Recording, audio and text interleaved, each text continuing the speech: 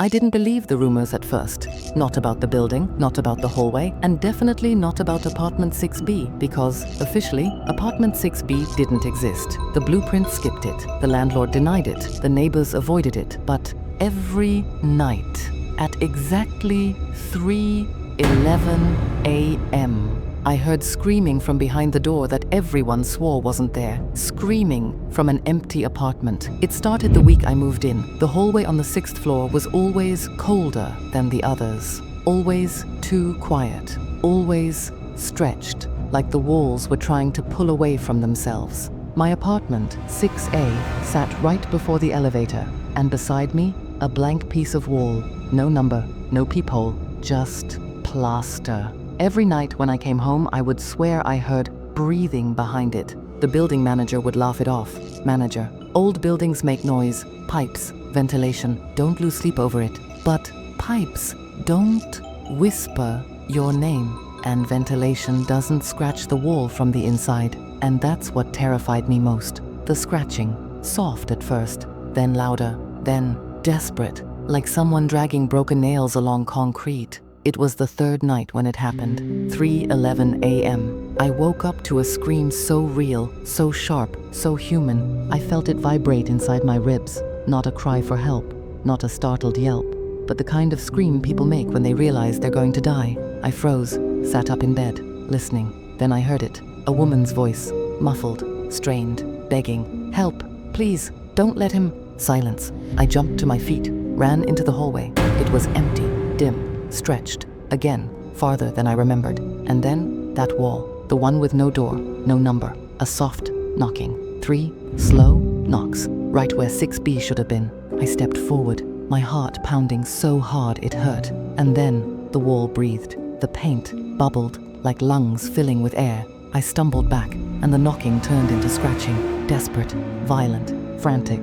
Something or someone was behind that wall. The next morning, I confronted my neighbor, Mrs. Turner, an old woman with a permanent hollow stare. Me, there's someone inside that wall, someone in 6B. Her face turned pale. Mrs. Turner, don't call it that, it's not an apartment, it's a mistake. Do not knock, do not speak, and whatever you do, don't open the door if it appears. I froze. Door? What door?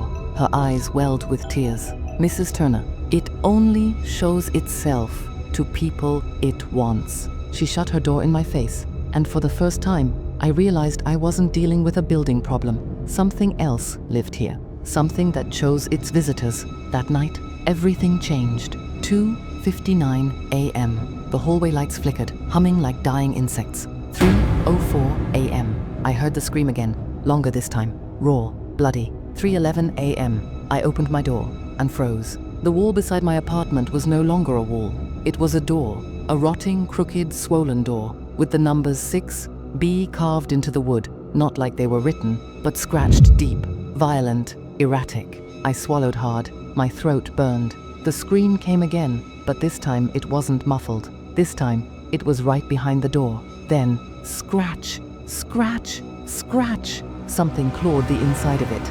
My name slid through the cracks in a voice that didn't sound human. Open the door! I couldn't move. I couldn't breathe. The knob rattled violently, twisting, pulling. Then, a hand slipped out from the gap beneath the door. Thin, gray, too long. Joints bending the wrong way. It felt along the floor like it was searching for me. I should have run. I should have screamed. I should have done anything else. But the hand stopped moving. And a voice, soft, pleading, broke through the door. Please, help me. Not monstrous, not demonic. A woman, the same woman whose screams I'd heard for days. I leaned forward. Against every instinct I had, the hand withdrew. Slowly, the knob clicked. The door creaked open, an inch, just enough for warm breath to spill out. And then, it opened wider, revealing nothing but blackness. Thick, heavy, impossible darkness. Something inside breathed. Slow, deep, wet. I stepped inside. The door slammed shut behind me. Inside, there was no apartment, no walls, no furniture, no floor. Just a long, endless corridor, stretching into black. The moment I put my foot down, the floor pulsed, like I was stepping on something alive. My breathing echoed, my heartbeat echoed. Footsteps that weren't mine echoed. Then, the scream again, farther down the hall. I ran, or tried to. Every step sank an inch into the ground, like the hallway was swallowing me. The light bulbs overhead flickered violently. Then one burst, then another. Then a silhouette appeared at the end of the hall. A woman, hair tangled, face hidden, body shaking like she was freezing.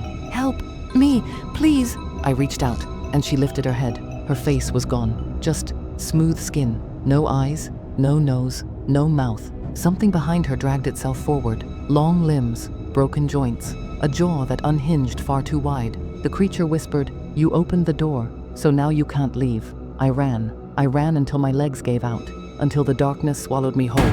Then, soft breathing behind me, right behind my ear. You heard her screaming, because she wasn't the first. Cold fingers wrapped around my ankle, pulling me backward. I kicked, crawled, clawed at the floor. Something hissed in the dark. "Apartment 6B never existed because it doesn't stay still long enough," I screamed, and suddenly I was outside the door again, in the hallway, the rotten door behind me. It slammed shut. Then it disappeared. The wall returned, smooth, blank, like nothing had ever been there. I stumbled downstairs to the manager's office, eyes wide, heart racing, sweat dripping. He didn't ask what happened. He didn't comfort me. He just said, "You saw the door, didn't you?" I nodded. He exhaled, defeated. "It chooses people who listen, people who notice the screams." My voice cracked. "What was that thing? What does it want?" He shook his head. "You survived once. Never go back to the 6th floor. And if the door appears again," his voice trembled, "run." That night, as I lay in bed, I felt warm breath on my neck. I turned slowly, and in the reflection of my dark window, the numbers 6B glowed behind me.